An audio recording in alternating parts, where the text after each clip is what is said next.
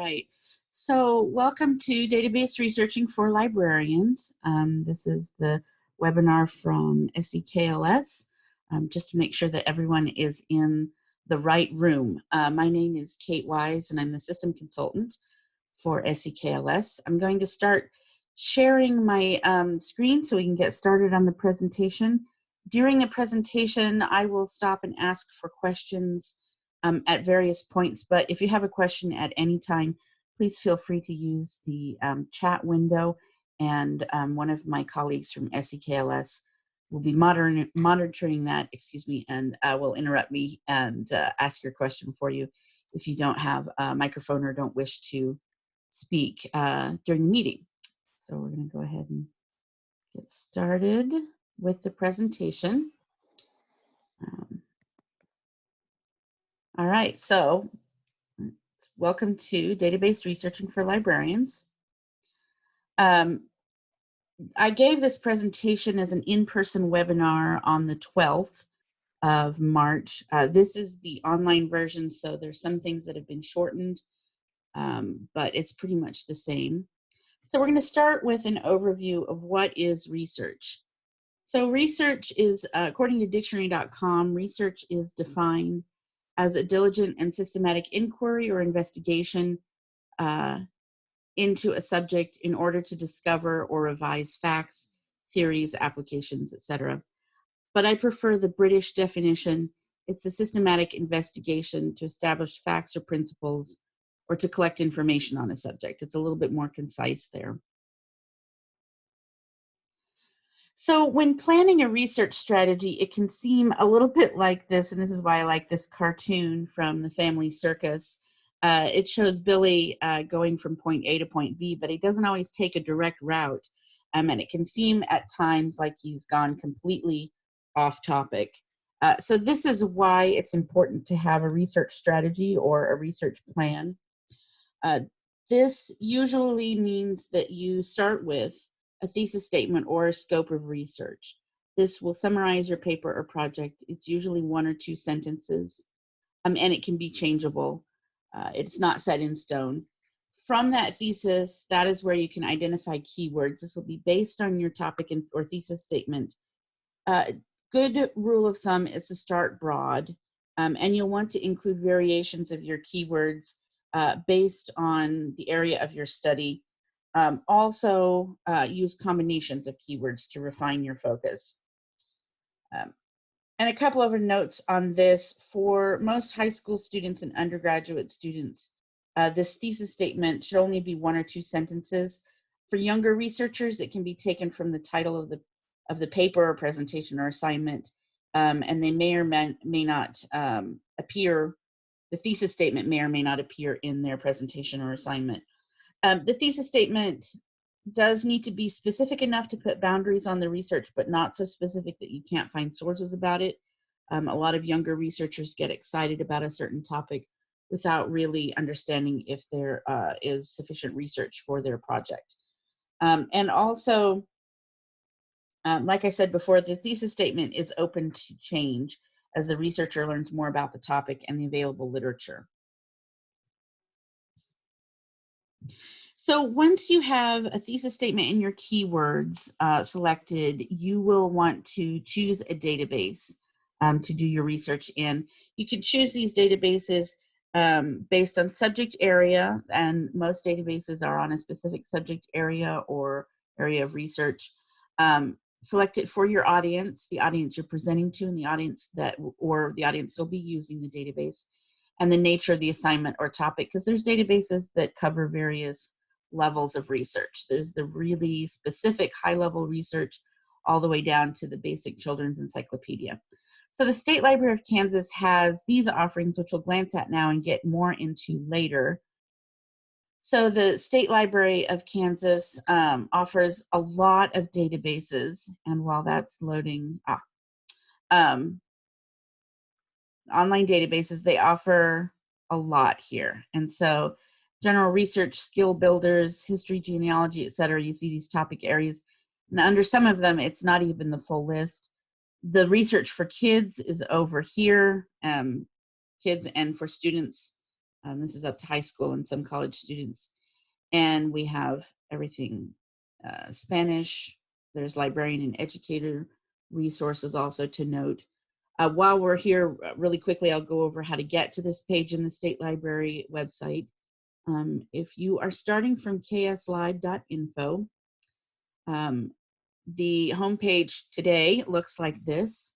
You're looking for the link that says online resources, and it says online databases, and this is where we were. So it's one click from the homepage. To go over that again, from the kslive.info homepage, it is this link right here that says online resources. And it takes you straight to the databases.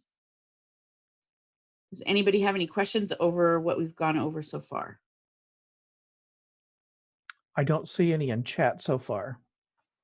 Okay, thank you.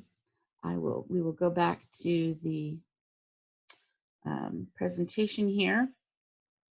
So once you've selected your databases, the next thing you'll be doing is help guiding your patrons and students through the research process. For this presentation, I've divided this up into age groups. So starting with the elementary students, here's some helpful tips. Oftentimes, these younger students don't really understand what the research process is, so it's helpful to start with a conversation about the topic. Kind of help guide these kids and younger students in how they're thinking about their topic and how they're narrowing it in their own mind. You can ask what kind of source it needs to come from. They might have an idea if it needs to come from an encyclopedia or a magazine or a newspaper article. I always find it helpful with these younger kids to, or have had in the past, found it helpful to print out documents when possible. That way the kids have something to hold in their hand, and it's a very concrete way to know that they have a source. The databases you select or you help them select will be key in their research because younger students, we know, have less of an attention span. So it's important that you are selecting the best resource possible to begin with. Start with a very broad subject area, and for the databases for the younger students, oftentimes they will have visual cues to help them search. So do take advantage of that.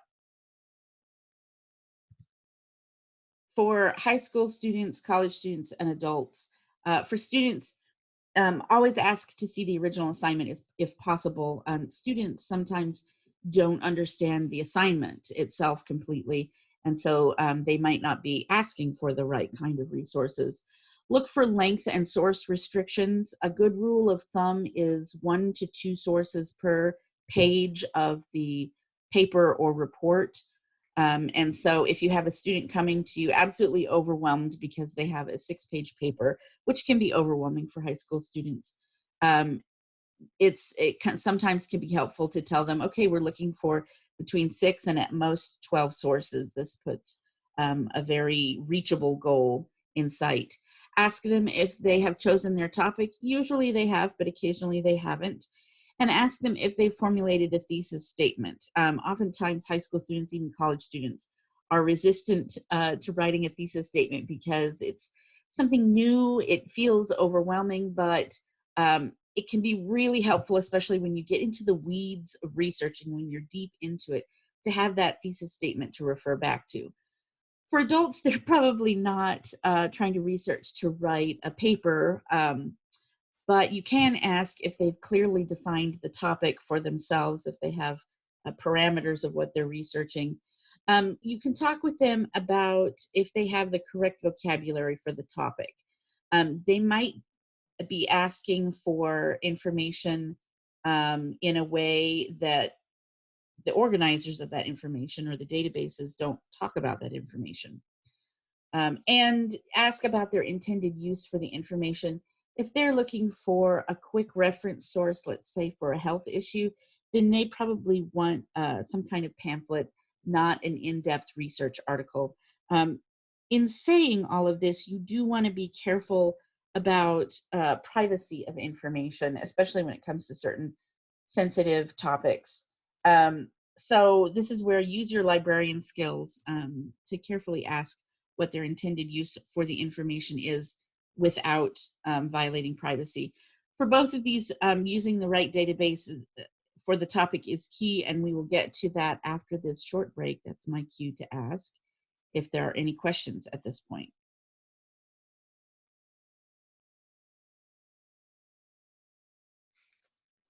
I'm not seeing any being asked. Okay. All right. Next we are going to go to a research project worksheet. This, excuse me, you can copy down this link if you'd like on your notes. It's https://bit.ly/db research worksheet, database research worksheet. I will also send this link out with the email with the I keep wanting to say survey, but evaluation link. So please keep that in mind, but we're going to take a look at that right now. This is what it looks like. It pretty much goes over what we went over in these last few slides, but it's a way to organize your thoughts and what you've done all in one place. And this can be helpful for students to use. It asks for your topic and maybe subtopic if it's a more complicated topic. The thesis statement, the keywords, and keyword combinations that we talked about, and we'll get more into keywords when we're looking at the actual databases. But this is to help you remember what keywords you've used and what keywords worked for you and didn't work for you. Can everybody hear me okay? Yes. Okay. You've been breaking up a little bit, but I don't think it's been significant enough. We can't understand. Okay. I wanted to make sure. I was getting some indications that maybe I was breaking up, and I wanted to make sure that everyone could hear me. So there's a place here for you to write down and check off what resources you've checked in your research, databases, catalog, and etc. On the back side, if you print this out two-sided, you can write what citation style you're using up there. Most students should know, but if they're new to research, they might need, and they're learning about citation styles, it can be helpful to write that down. And then references. These can be noted on a separate piece of paper. When I was learning to research, I used note cards, put a resource on it, separate note cards. Down here, I put a sample outline of the project or paper to fill out. Students can also be resistant to using outlines. They feel like it's one more task to do before they can actually get down to writing their paper. However, if you're doing your project in parts, or if you have a particularly complicated research project, it's important to keep your thoughts organized, and having an outline to know where in your paper or project a certain bit of research will fit is extremely helpful. So that's why I put in a sample outline also. So that's the research project worksheet. And like I said, I'll send a link out along with the evaluation survey to this worksheet. Feel free to print and distribute as you would like. There's no copyright on it. All right. So we're going to move on now to the Kansas Library e-card. I will note that if you're using an IP address registered in Kansas, you will not need an e-card to access the databases. You do need the e-card if you're out of state and wanting to access the Kansas State Library databases, or if you're anywhere in state or out of state and you're wanting to check out the ebooks or audiobooks available through the State Library of Kansas. I will go into a little bit here on how to access the administrative portal and register your patrons. This is available through a little online tutorial on the State Library website, and I've put a link here, and I'll show you where to find that link from the State Library website. Excuse me. First, we'll go through the tutorial, and then I will show you, or at least the part of the tutorial that's important for today, and then I will show you where to find that link on the State Library website. So Over on the side here, you can see that we're right in the middle of their tutorial. We're on the librarian side and we're looking at card resources first. They have a printable e-card for your patrons to write their e-card number on or their login information on. They also have a pamphlet, and the pamphlet has information for your patrons on what all they can do with the e-card. I don't have those for you in this presentation, but I encourage you to look at the links and look at those documents. This is showing you where to access those things. So under Librarians tab, it's the Kansas Library e-card, and the printable things that I just talked about are right there. To log in, there's the admin login for librarians under the e-card menu. And once, or you can get to it from here. Kansas Library e-card admin login. From the login, you click on admin login for librarians. There's several clicks, so this is why they put together the tutorial. The administrative login looks like this. If you need login information for your library, I did contact the state library, and I can look up and see what your login information is for your particular library. For schools, the login is at a district level. I can look that up for you also, but keep in mind that that administrative login is at a district level. So once you log in with your administrative login, you can issue new accounts or you can look up existing accounts. The issuing new accounts, before you issue a new account, the state library highly recommends that you make sure that you are not duplicating an account. So you can look up by last name. And in this example, they're trying to see if they have a Harry Porter, I believe. And they do not. They show where it should be. So at the bottom of the list, you can click Administrative Options menu, and it'll take you back to your main page here. And you can click on Create a New Account.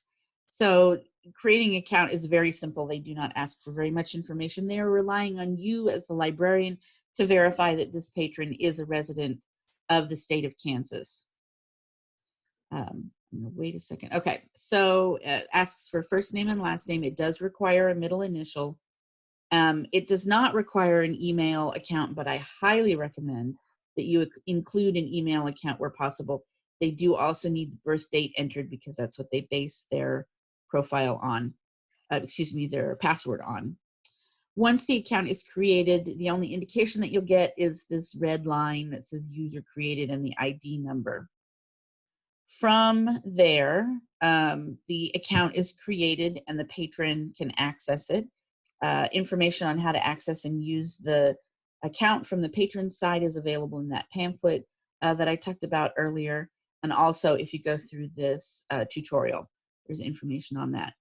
There is a note on modifying accounts. A couple of things to note. You can only modify an account that's created by your organization. So if a library patron comes to you and they received their Kansas Library e-card through a different library, they will have to go to that originating library to have their account modified.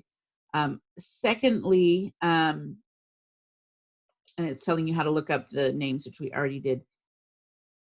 Let's see. If you do not have the authority to modify a patron account, you can suggest that the patron use the Forgot Your Card Number form, and it shows you where that is on the website.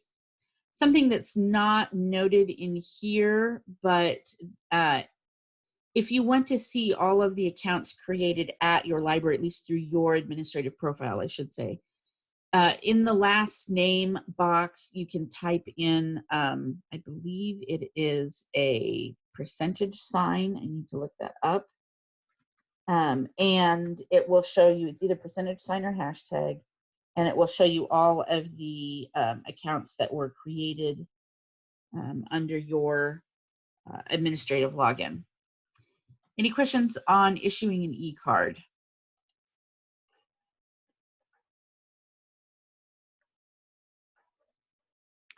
Not seeing any. Okay. So Like I said, the e-card is not necessary for the databases unless you're out of state. There is now a comment, I guess, or a question. They have to be renewed every 3 years. Yes, they do have to be renewed every 3 years. You can renew a card from the administrative login.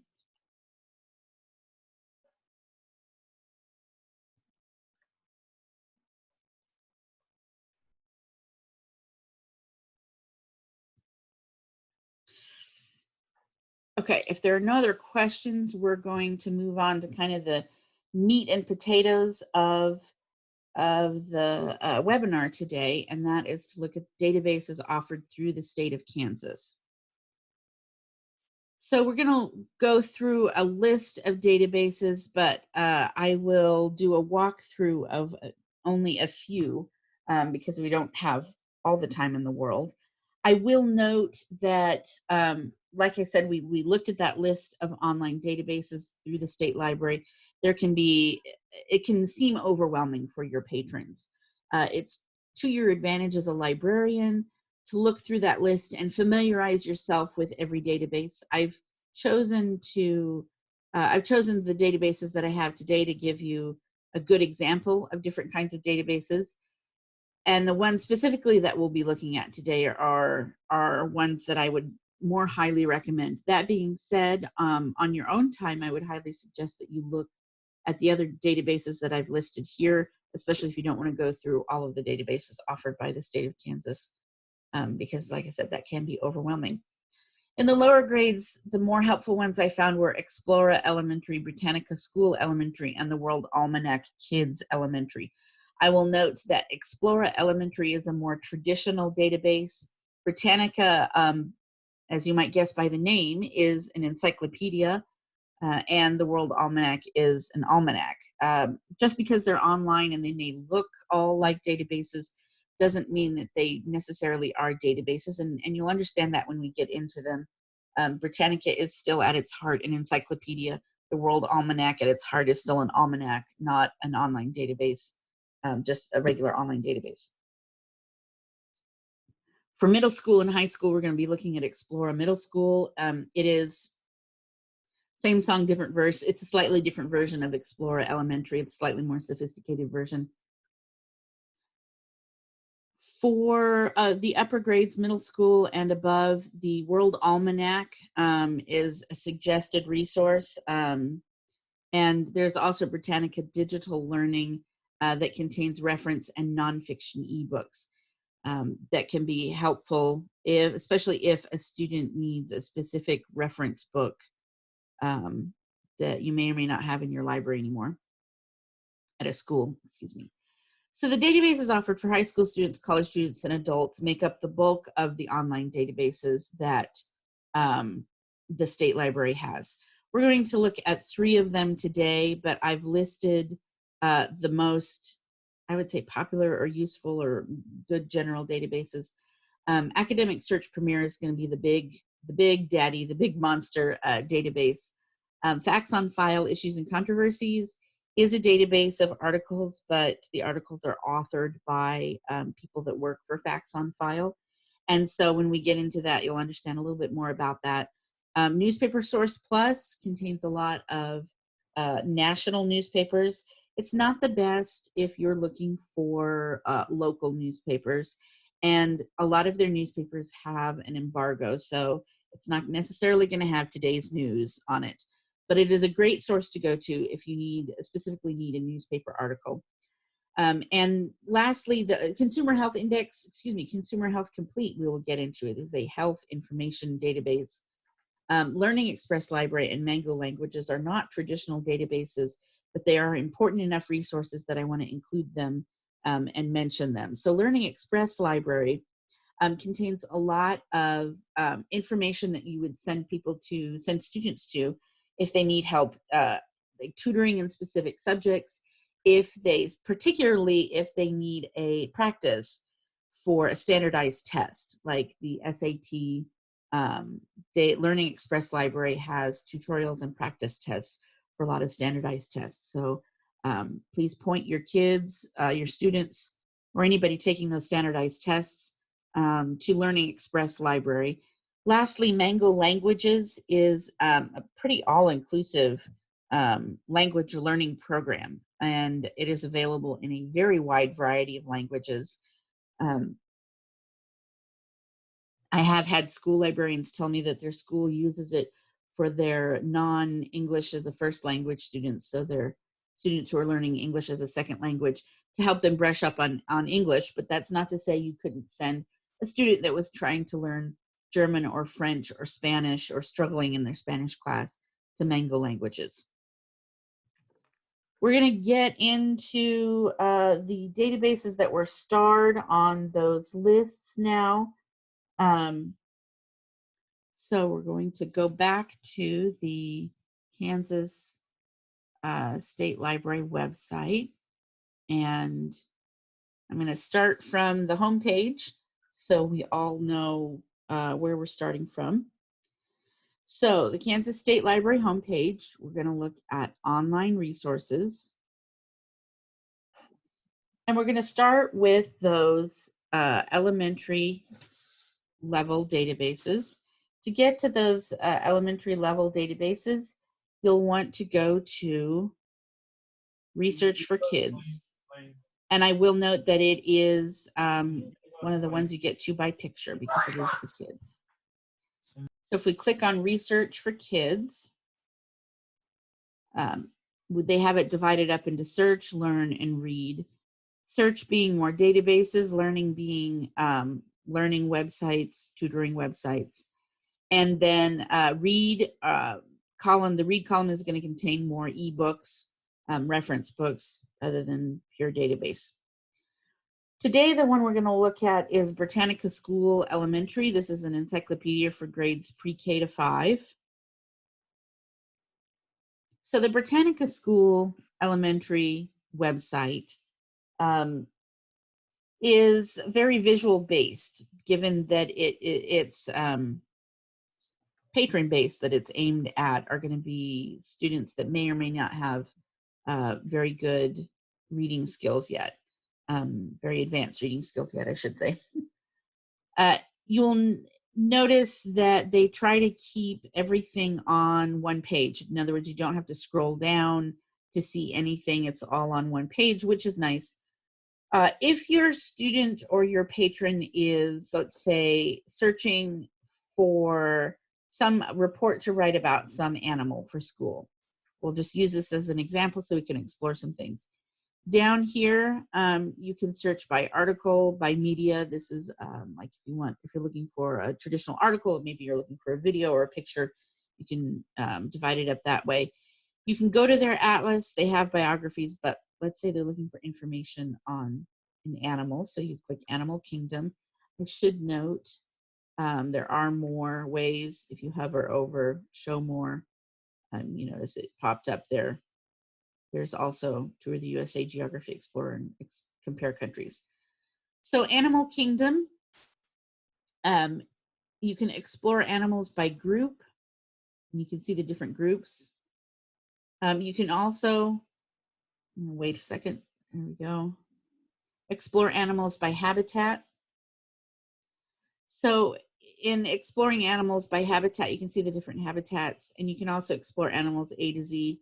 For today, I'm going to click on grasslands because we're in the state of Kansas. And the scroll bar is down here, just to note. Maybe it looks a little bit different than it would on a adult website. Or not, adult website is not a good term, but website developed more for non-students, shall we say.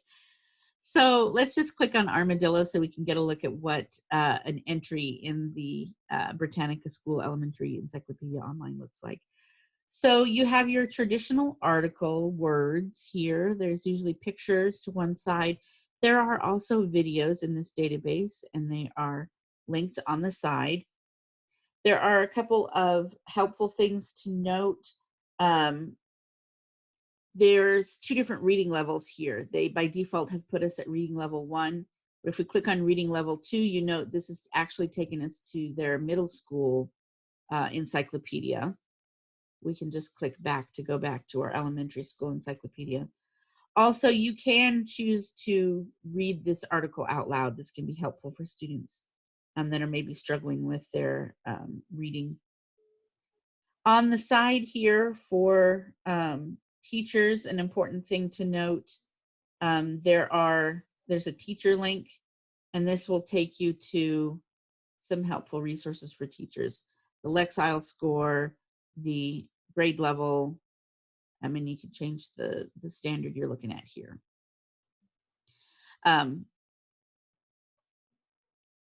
So if you're a school librarian and you have a teacher that you're encouraging to use this database, or encouraging the teacher to incorporate this database into their instruction, that is a very helpful link.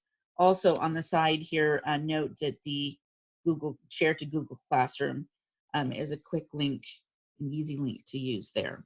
Any questions about Britannica School Elementary?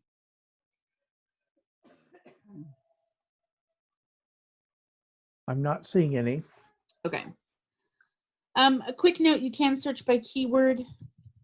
The keyword search bar is at the top if you're wanting to do a more traditional search.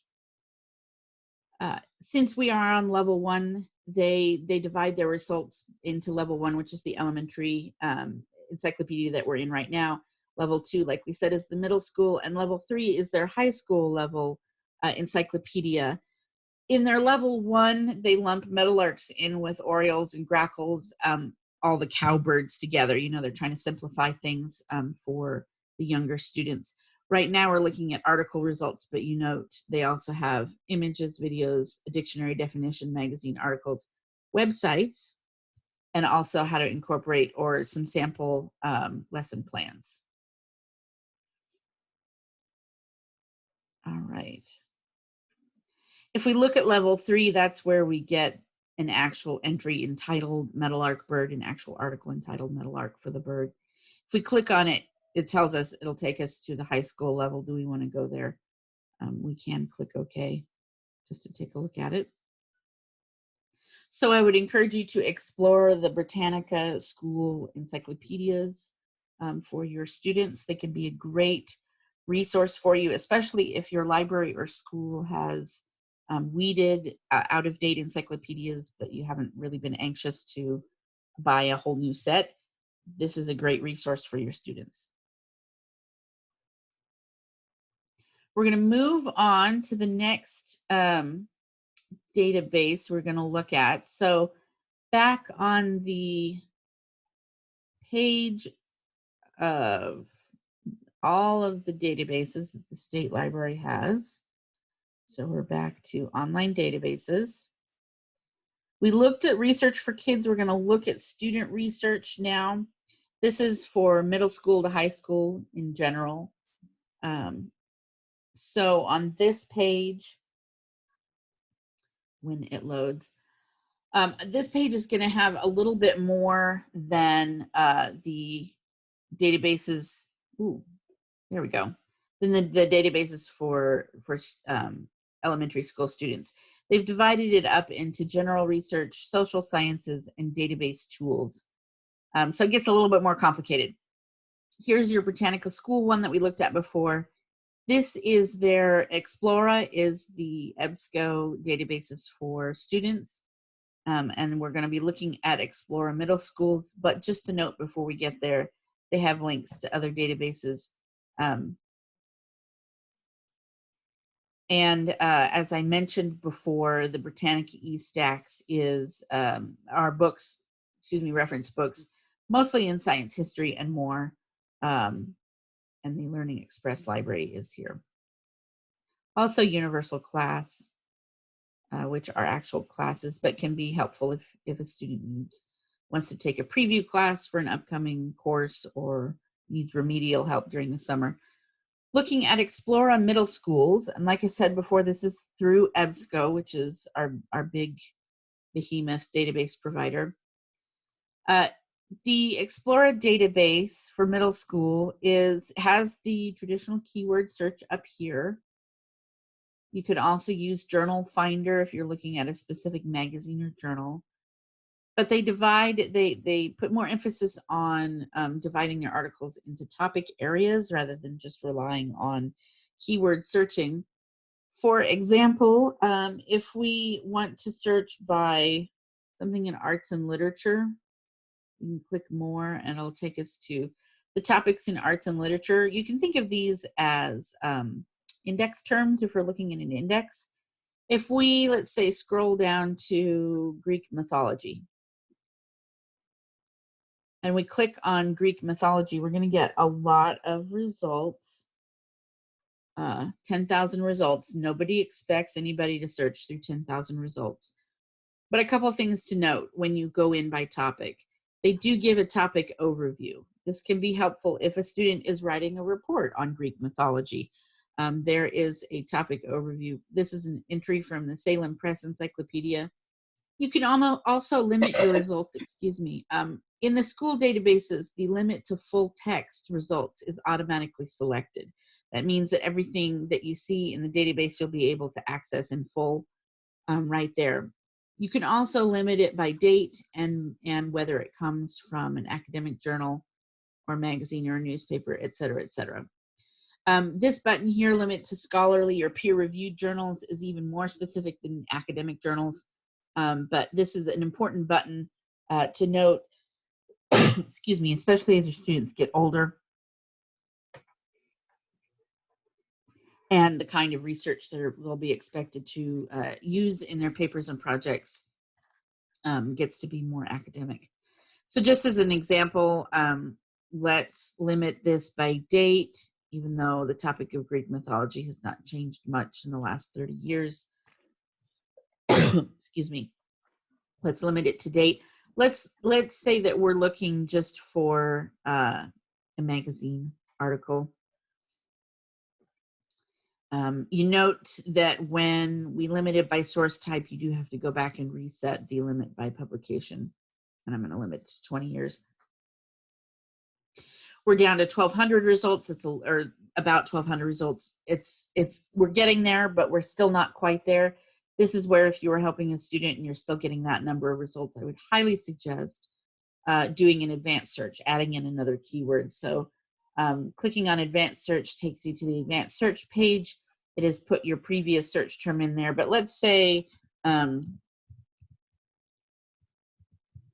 they've decided they specifically want to talk about Persephone in their report. They want to focus down on Persephone. So we put in Persephone and we have 143 results. This is much more manageable.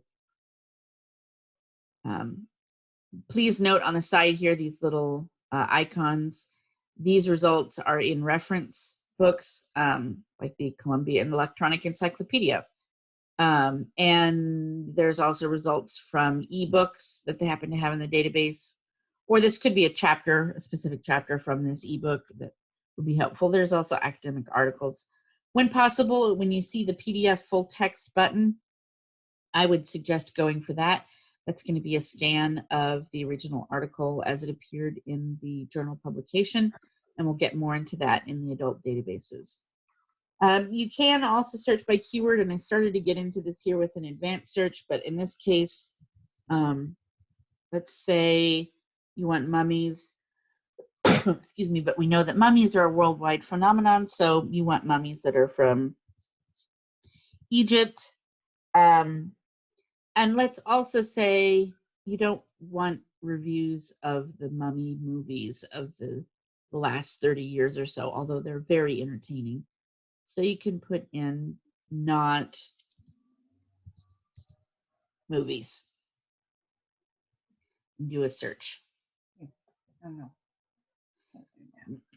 So that's just an example of how you can use keywords to craft your search as you go. That can be, like I said, very, very helpful if you are getting a lot of results to begin with and you don't know where to go from there. Any questions about Explora and the Explora databases?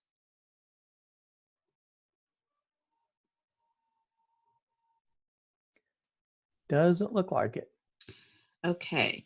Since we've done the Explora databases, we're going to jump up to the adult version, which is Academic Search Premier, also from Ebsco.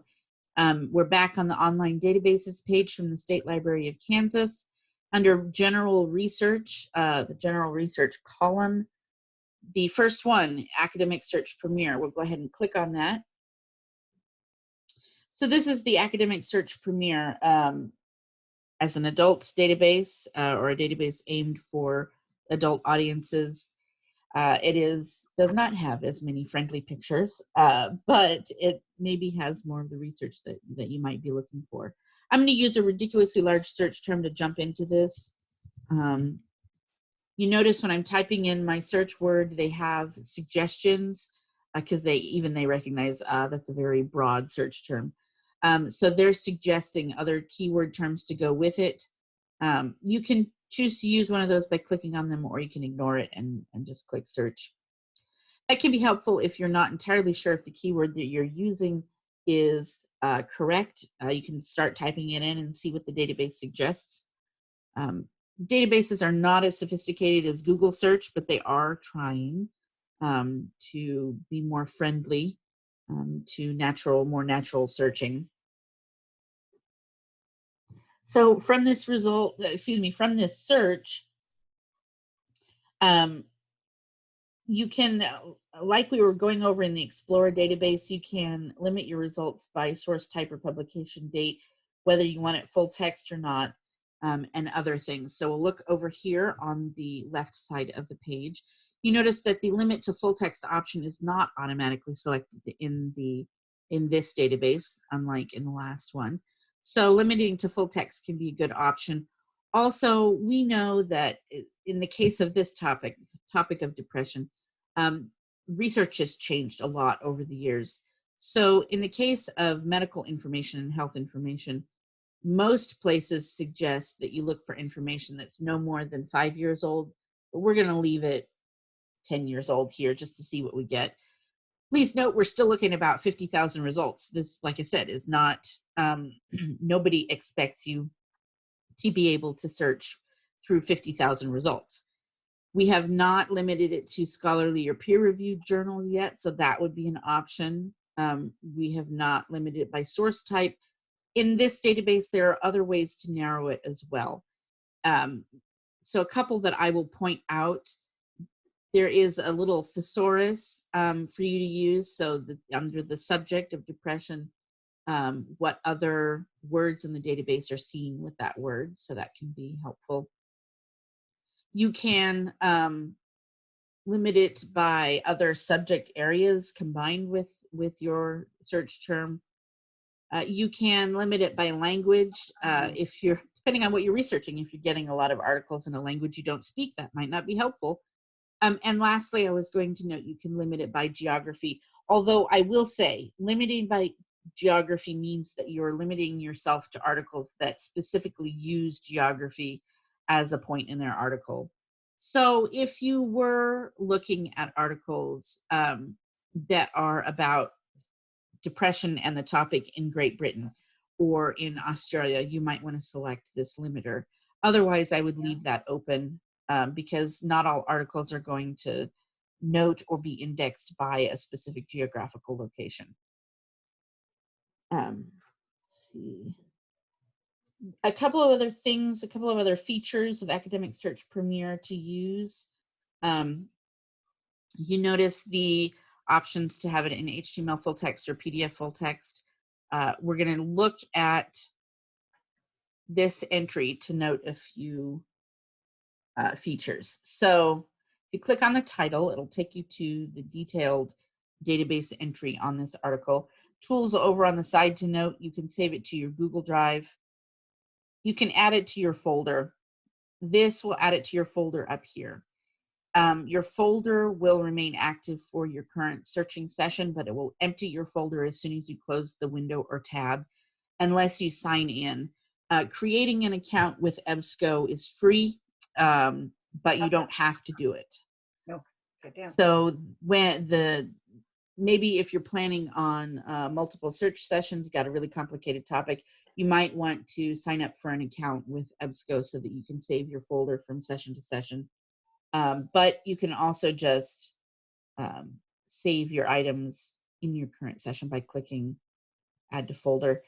There's also options over here on the right-hand side to print. This will print the detailed information about the article, not the article itself. You can cite it by clicking cite, and it'll give you citation examples.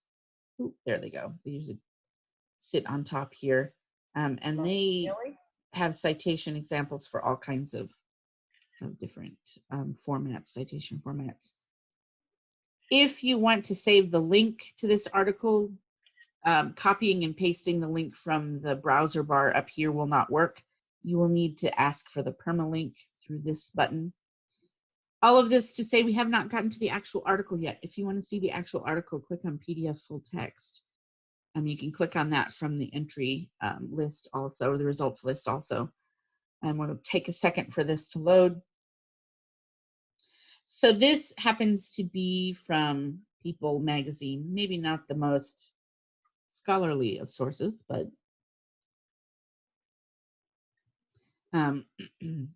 depending on your research parameters, that might be good enough. And as you can see, it's a scan of how it appeared in the original magazine. You can print it out from here as a note for your students. There is some discussion about when you find a PDF of an article in a database, whether to cite it as coming from the database or as the actual article. I would tend to say you could cite it as having actually found the physical article, because this would be the same as photocopying the actual article if you found it. The same tools are available here. They're just not explained unless you hover over them. Or you can expand this, collapse that menu if you don't like to see that on the side. From here, you can print it also. You can download it. Usually you don't have to rotate clockwise. Any questions about Academic Search Premier? There is a question. It's not actually about Academic Search Premier, but it's something she thought of after we moved on from an earlier section. And the question is there a way to do temporary library cards or access to use the databases with a group of students? So if you're in the state of Kansas, you should not need the Kansas Library e-card to access the databases. But to answer your first part of the question, as far as I know, there is not a way to create a temporary card. There's only the option to create a card. In your case, if you're working with a classroom of students, like I said, if you're in the state of Kansas, you shouldn't need a e-card to access the databases. If you are wanting your classroom of students to browse and download an ebook, which we're not really getting into today, but if that is the case, you will need to, I would, without speaking for the state library, I would say that they would prefer that you go ahead and create an account for every student. But that's as far as I'm willing to go to say what you should or shouldn't do. The reason for creating individual accounts is that it gives the state library a more clear idea of how many people are using the service, using the ebook service. And so it helps them know how much money or other resources to devote to ebooks. It also is just a better practice because if somebody uses your library card, you're responsible for whatever they're doing on that library card. And maybe you don't want to take on that responsibility. All right, we're going to keep moving on, and we're going to go through, we're going to run through two more databases here. So the two more databases that we're going to look at, there is under General Research, there's the View All button. So if we click View All, it will show us all of their general research databases. And we're going to pick this one in the middle, Issues and Controversies. This can be a good database for people who are trying to research a controversial topic. It is written from the perspective of they take a question, so a thesis statement or a major topic, and they ask a question about it. And then they attempt to answer that question in an article while it's taking its sweet time to load. They attempt to answer that question in the article that they write for the database. They will include their resources and other sources for you to further explore the topic, but it can be a great one-stop shop, if it will open, one-stop shop to look at both sides of a topic without you having to go out and research both sides of the topic, at least initially. And if it is taking a little bit to research, we might go back to the other database that I wanted to go over, which looks like it is. So we'll leave that loading, and oh, of course, we will try to load that again. There we go. Well, Okay. while we're waiting here, I might remind everyone, if you haven't already done it, to type your name and what library you're from in chat, because that will be our record of who attended. I think we had at least one person who joined since that announcement was made at the beginning, and I think several others have not typed in there. Yes, thank you. All right. Looks like this has loaded. So issues and controversies. You can search by keyword or subject. Keyword up here, subject down here. So for example, and they've got their subjects divided into different topics. Under family, teenagers, and community, let's look at comic books as the topic. They have different questions that they've asked about this topic. Is misogyny widespread in the video game community? Is current young adult literature appropriate for teen readers? So if you have a student that has a topic but they aren't sure exactly what they want to talk about in it, this could be a great way to dive into it. Clicking on the question will bring you to the specific article. Please note when it was written. So this article is almost 6 years old. Keep that in mind when you're looking for research from this database, that any information in here is at least six years old. Every article has the same basic outline or plan. We're looking at the full article right now, so if you scroll down, it'll take you through every section of the full article. However, there are tabs on the side here to go to specific parts of the article. Let's say you just need some numbers, some statistics is what I was trying to say about the topic. You can look at by the numbers, and it will show you some statistics that they gathered for this particular article, and it'll give you citation information at the bottom of the page. They only offer you MLA or Chicago, but there is citation help there. Across the top here, right now we're looking, like I said, at the article, or rather a section of the article, but there are also, you can look at primary sources. And this is primary source document. If your student needs wants to go to the primary source, which we always recommend that they do, this is how you get to it in this database. If there are any media, videos, etc., they'll have those. Infographics can be helpful. We looked at by the numbers in the actual pro-con article, but these are other infographics that the database, that Facts on File has developed on this topic. There's also editorials and news. These are not necessarily primary sources, but these are further resources in other, like LA Times, New York Times, et cetera, on the topic also. And then there's a news button. The difference between editorials and news, I think all of us know the difference between opinion and news article. But if you have a student that's coming in, let's say, that needs to do a persuasive speech and just doesn't even know where to start, if you can find an article in the Issues and Controversies database that pretty well matches their topic, this is a lot of the work already done for them. You know, they can read the pro-con article, the main article, to kind of have an idea of their topic, have a more clearly outlined idea of their topic, and then they can use the sources under primary sources, editorials, and news as their sources for their speech. Any questions on the Facts on File Issues and Controversies database? I'm not seeing any.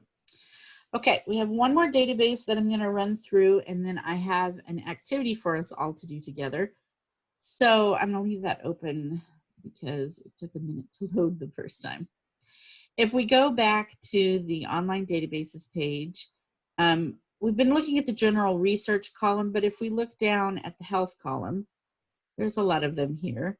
We're going to look at Consumer Health Complete. This is a pretty good entry-level health information database because some health information databases can get pretty high level, which can be great if you want to get that deep in your research. But like I said, this is a good starting one. They do have their source types laid out here from the beginning. They've got your keyword search box here, but they also have specific source types. This will not exclude you from searching other source types. It'll just begin your search with a focus on that source type. So let's say that you are looking for consumer health information, a fact sheet or a pamphlet to give a patron in the library. So you can click on fact sheets and pamphlets, and it'll give you topic searches, but you can also search by keyword. So this is one that I've seen in the news lately, borderline personality.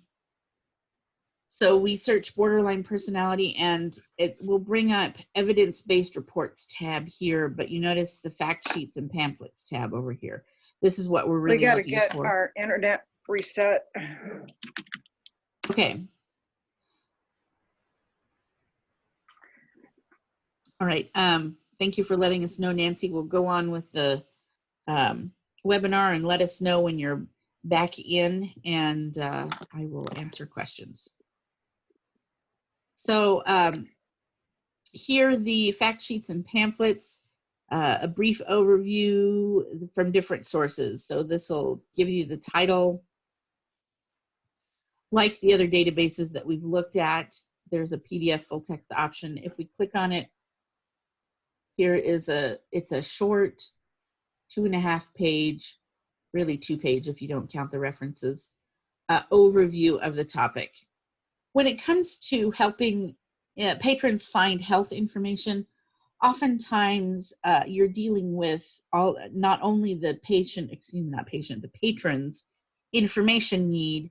When it comes to health topics, you're also probably dealing with a layer of emotion, anxiety about searching for the information. Maybe they come in already overwhelmed because they've just learned about a diagnosis for themselves or for a loved one. And so starting with a pretty good summary of what they're searching for can be helpful rather than diving straight into more detailed information. On the Consumer Health Complete database, we went in by fact sheet and pamphlet and by keyword. It can, besides the fact sheet and pamphlet, we'll go back to the main page of the Consumer Health Complete page.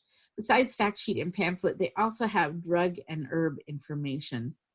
This can be helpful, especially lately. You've noticed a lot of information out there about drugs that may or may not be good for certain conditions. So clicking on the drug and herb information, once again, it'll take us to a basic keyword search, but there's also top searches. And typing in, let's say, I'm picking a topic that's maybe not immediately relevant, so to give us all a break. Let's say you've heard that fish oil is good for your heart, but you want to find out more. So putting in fish oil as a keyword, once again, it's going to take us to all results, but we can click over on the tab to fact sheets and pamphlets. And we can see all of their information about fish oil. And there's about 2 pages of results there. But it can be a great place to point your patrons for quality health information that are from good sources. In Consumer Health Complete, I will note that there's also a medical dictionary that's up here. It's not with the rest of the tabs. Since it is an Ebsco host database, there is an option, a folder option, to add your research to folders. Consumer Health Complete differs from other health databases in that they include news and magazines. And they already have an article up about the current pandemic. So that might be a great place to point patrons who are asking for information. Any questions about Consumer Health Complete? Doesn't look like it. All right. I'm going to go back to our presentation. Oh. Okay, And, there is a question. okay. I noticed the sign in tab. Why would you use it? On the Consumer Health Complete database in particular, sign in. Since this is an Ebsco database, when you click the sign in, this is to sign in with an Ebsco account, an Ebsco researcher account. This is the same sign in that we saw on the Academic Search Premier database. So just to walk you through it, if you click sign in, this is the same sign in you'd see on Academic Search Premier. It will ask you, if you have a Google account, you can use that. If you don't have an account, you can create one now. When you sign in, any information or source that you add to that folder when you're searching will save from session to session. If you sign in, if you're signed in, it will save it from session to session. If you're not signed in, you can still add things to your folder. You just won't be able to access that folder once you close the database, once you close the tab or the window.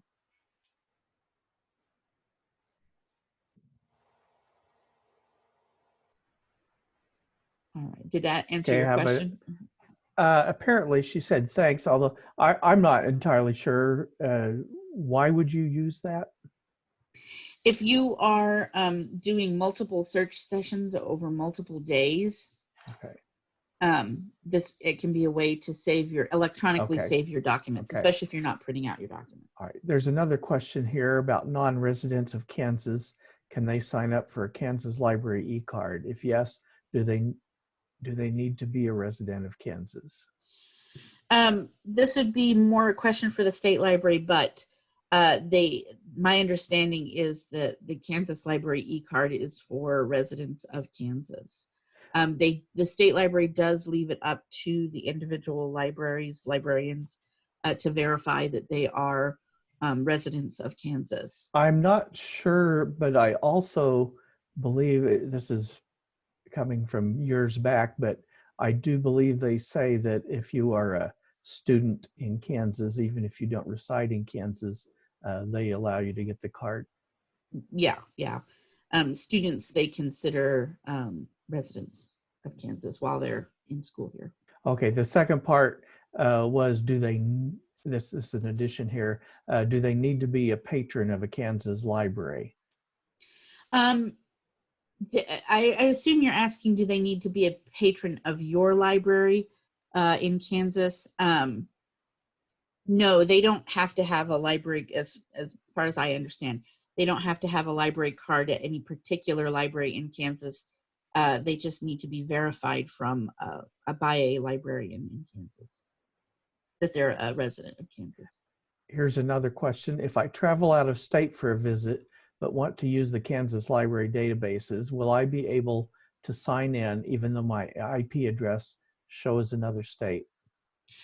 Yes, so if you're out of state and you're trying to access the databases, which you would normally be able to access without having to sign in with your e-card if you're in state. If you're out of state, what will happen is when you click on the database to access it, the login window to log in with your e-card will pop up, and you'll need to put in your e-card credentials and then you'll be able to continue to use the database as normal.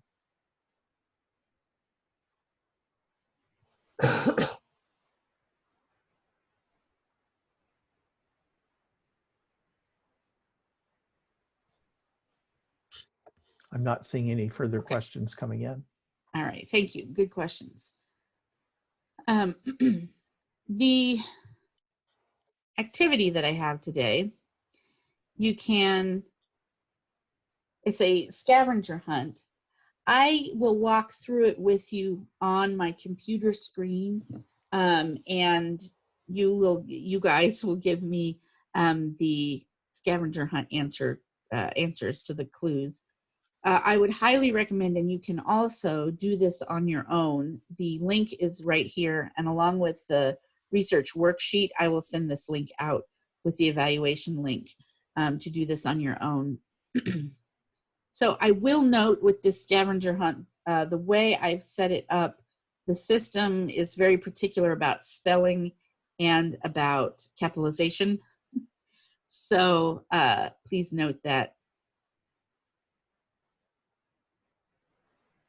Okay, so this is a database scavenger hunt. I'm sorry, did everybody get that link on the page here? It was bit.ly/dbhunt. So the scavenger hunt, the following 5 questions will require you to use the databases that were demonstrated. You must enter the correct answer to move on to the next question. Please note that spelling and capitalization matters, and make sure you don't leave an extra space after your answer, or it may not count your correct answer as, it may count your correct answer as incorrect. So first question, a precocious second grader has turned over a rock in the library's flower bed out front and brought you what she found, a pill bug. After escorting the bug back outside, you ask if she wants to know more about what she found. Using the Britannica School Elementary Database, you find that the database says that the pill bugs are actually a kind of what? So if we go back to the online databases, she's an elementary school student. So we're going to go to Research for Kids. And in this example, we use the Britannica School database. And we note from the question that pill bugs are actually a kind of what? So let's go back to, oh, wrong one. Let's go back to this database. We can type in the keyword pill bug. And we note that barnacles, water fleas, and pill bugs are also crustaceans. They are a land crustacean. For purposes of this, if you were showing your second grader, you can go to the actual article here and learn more about it. The article for crustacean. And as librarians, I will note that pill bug right here is listed. It has a reading level 2 entry also if you have a particularly smart second grader. And they'll have more information about crustaceans, small crustaceans, and etc. But the actual pill bug is listed under their small crustaceans. So the answer to this first one is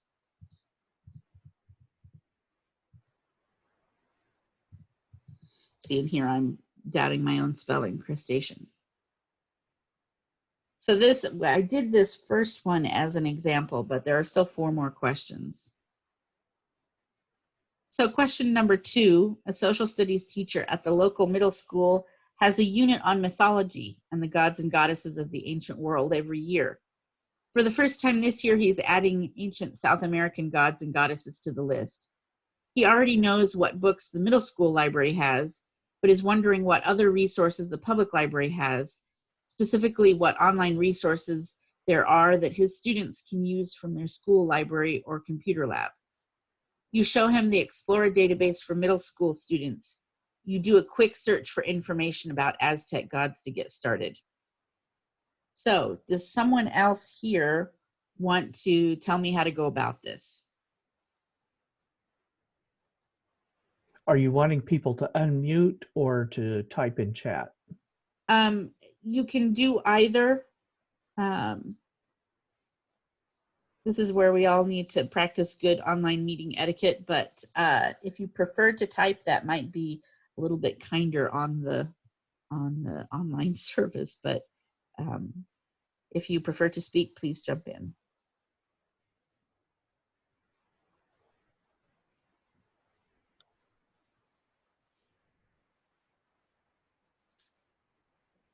So where would I go first?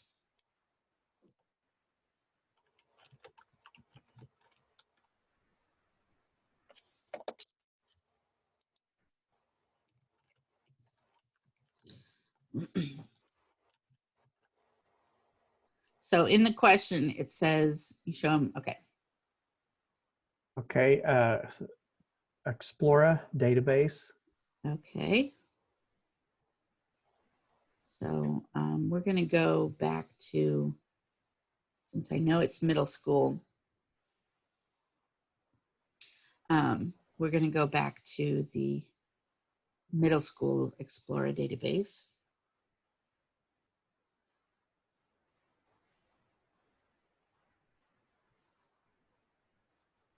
Okay.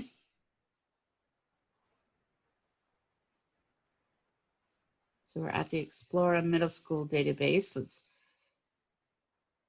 So a quick search for information about Aztec gods to get started. Should I go through a topic or should I go through keyword search?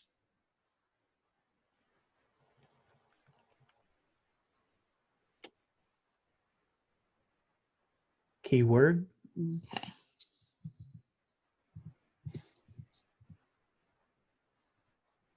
Let's go Aztec religion. All right. So the question is, one of the limits you can set on your database search results is publication date. According to the date range of your search results, what's the year of the oldest result? Oh, and this will tell us.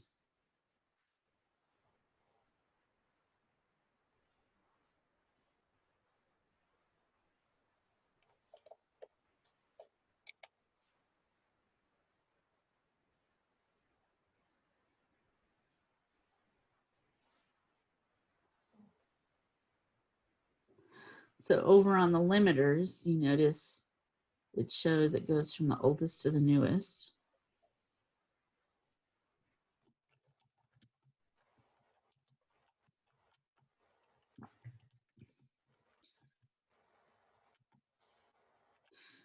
So, and just to check, I'm going to put in.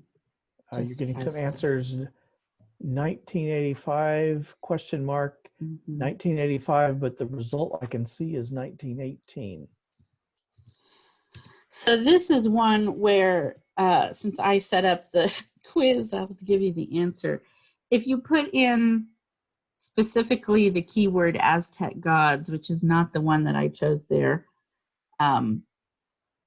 this oldest date was the one that that I was thinking of. But you know, this is a good, which was 1955, if everyone can see. The point of this question is to help you to remember to use the publication date limiter. But it's also a good time to note that your keywords matter. Just putting in Aztec was giving us results going back to 1881. Putting in Aztec religion, which was the suggested keyword by the database, gave us results back to 1985, and putting in the keyword suggested by the quiz put it at 1955. And I think that answered the question, but there is a question, where do you see 1955? Yeah, so I will go back and show that for, oh, wrong tab. Here, the limit 2 on the very left side shows it goes all the way back to 1955 in this case, because I put in Aztec gods as the search term. All right. So if we put in 1955, that is the answer. Next question. One of your regular library users is a college student who is completing her degree online. Her major is in criminal justice, and she is starting on research for her term paper. She has come to you because her instructor has very specific requirements for the kinds of research she can cite in her paper. In talking with her, you find out her paper is going to be about the effect drug addiction has on the criminal justice system. She needs academic research or reports that are no more than 5 years old, and she doesn't have time to interlibrary loan anything. Using Academic Search Premier and accounting for all her requirements, how many results does the database give you? So we will go back to the online databases.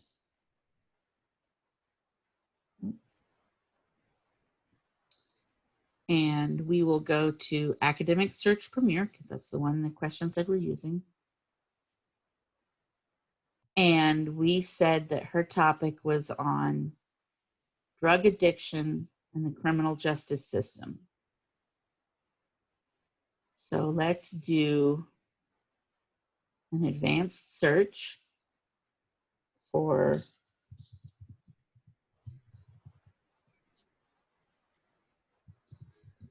drug addiction and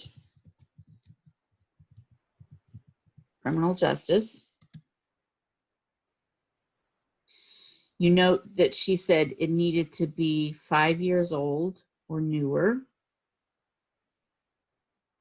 So we're going to limit the publication date to 2015 to 2020 over here on the left. And she doesn't have time to interlibrary loan anything. So we're going to limit it to full text. Does everyone understand everything that I did there?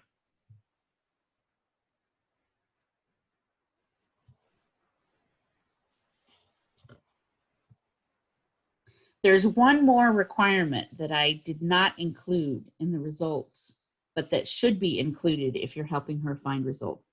Can anybody tell me what's the one thing that I have not limited that maybe I should limit here?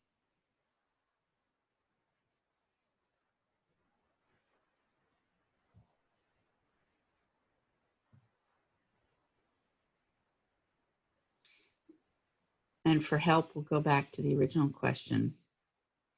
One of your regular library users is a college student. And this is for a college paper.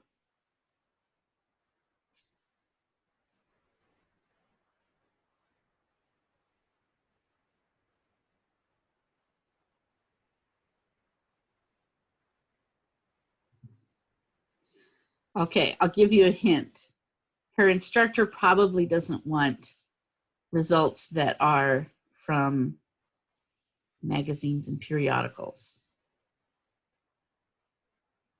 So we're going to limit it to scholarly or peer-reviewed.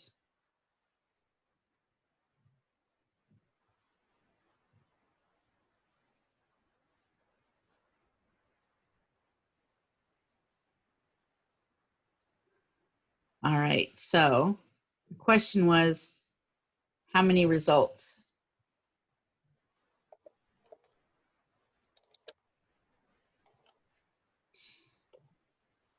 $96.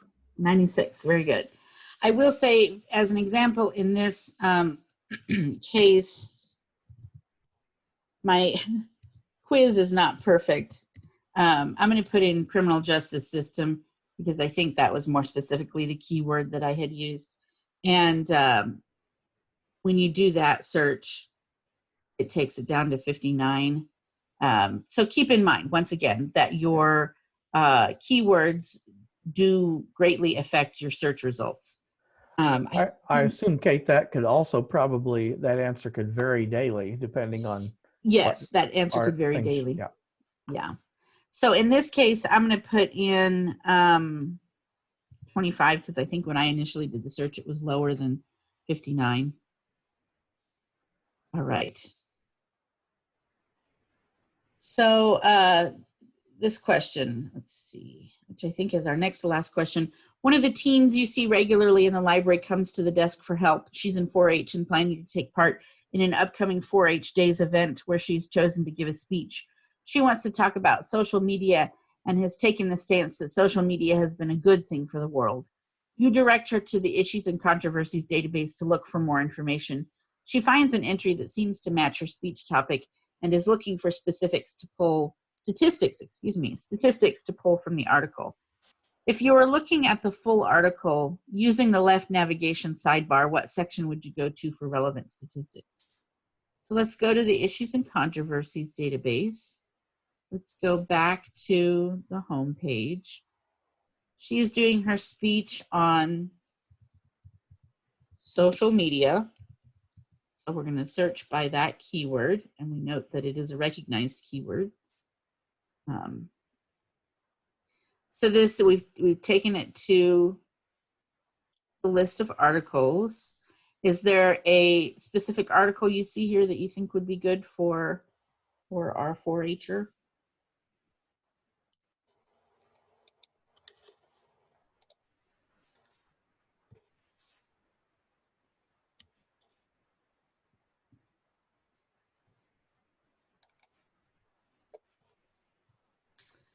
Positive impact, question mark. Yep, so we'll go ahead and click on that. Now our 4-H'er is looking for statistical information. So what section of this article would we go to look for statistical information?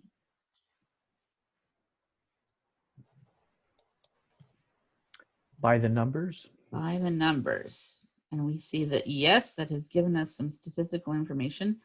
So we will go back and type in. Oop, if I can type. All right. And yes, that is the correct answer. Okay, we're on to our last question. While visiting at the desk with one of your more talkative patrons, she mentions that her niece was recently diagnosed with Crohn's disease. She was very surprised at the news and a little worried. She doesn't know much about the disease and feels it would be too personal to ask her niece about it, but obviously doesn't feel it's too personal to ask you about it. You know that the Consumer Health Complete database has fact sheets and information pamphlets about diseases and conditions. When you look at the fact sheets and pamphlets, you find that many of the titles of the results for Crohn's disease also include or call it what condition. So let's go back to Consumer Health Complete and we'll type in Crohn's disease. Oops.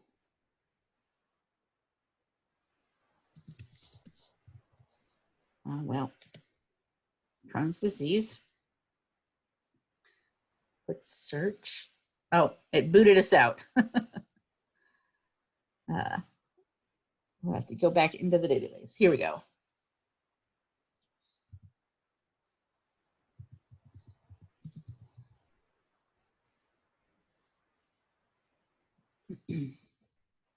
All right.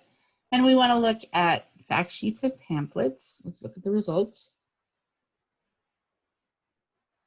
So here they call it Crohn's disease and ulcerative colitis. Excuse me. Crohn's disease. So what's the term we're seeing a lot along with Crohn's disease?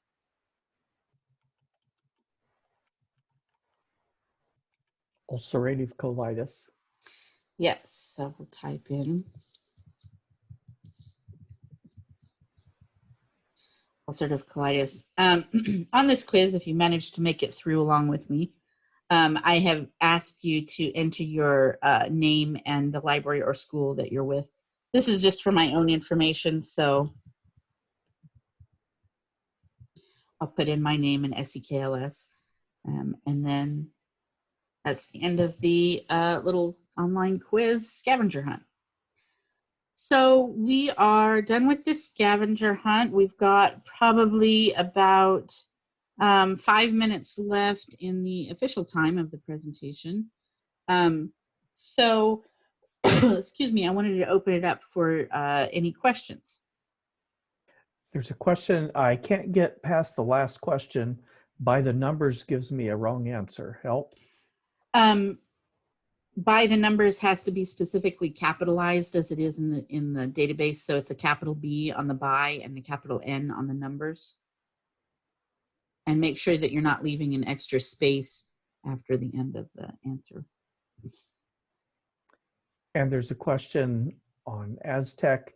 There have to be results before 1955. Who decides what is included?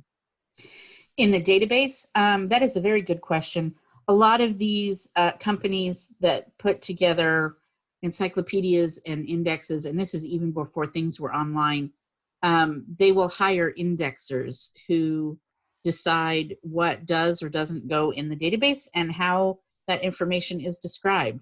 So in this case, it seems that that is what, Explora Middle School? Yes, the Explora Middle School database has decided not to include any information before 1955, or at least not that it comes up in our results. So yeah, that's a very interesting question. And that's also a chance to note choosing what database you're going to use is as important as your keywords. Databases strive to be pretty open and pretty fair, but everybody has biases, even databases, subtle as they are.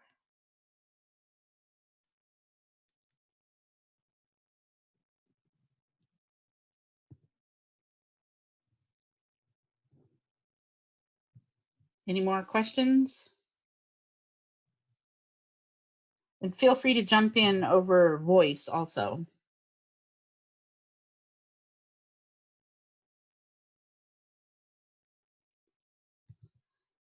And because I like to be a good librarian, here's my resources.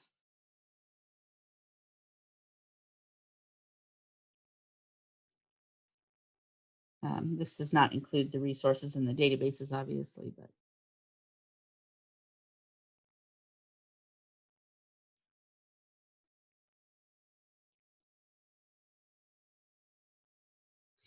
All right, well, if there's no more questions right now, we'll go ahead and wrap up the webinar. Thank you very much for attending. If you have, I'll put out it one more time. If you have not listed your name and where you are in from in the chat, please do that so that we can make sure that we've counted your attendance. I'll be sending out emails with a link to an evaluation of the webinar, also a link to the database research worksheet, and to the quiz if you want to try to take it on your own again. If you have any questions that you think of in the meantime, as always, please feel free to email. I would say call, but I'm not in the office currently. Please feel free to email me with questions, and I'll be happy to answer your question or even to give you a call back to answer your question. All right, thank you. Yes, and it's good to have everyone here, even virtually. I hope you're all doing well. Roger or anyone else from SEK, did you have anything else to add?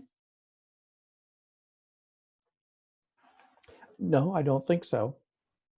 All right, I'm going to pause or stop the recording and